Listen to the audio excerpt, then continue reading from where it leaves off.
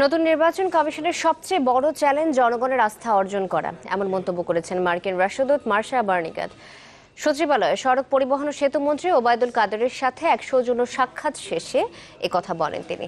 রোহিঙ্গা ইস্যুতে বার্নিকাট বলেন, এ বিষয়ে বাংলাদেশ সরকারের অবস্থানকে সমর্থন করে যুক্তরাষ্ট্র। এ সময় ওবায়দুল কাদের বলেন, আওয়ামী লীগও চায় বাংলাদেশে অবাধ ও বিতর্কমুক্ত নির্বাচন হোক। সুষ্ঠু নির্বাচনের জন্য বিএনপি অংশ নিয়ে সহায়তা করবে বলে আশা করেন সড়ক পরিবহন ও সেতু মন্ত্রী।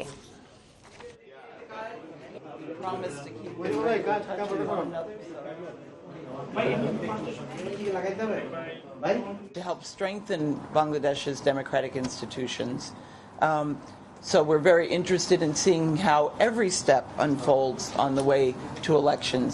Free and fair elections don't just happen on the day of the vote, right? Candidates have to be formed. Institutions, the new EC was formed.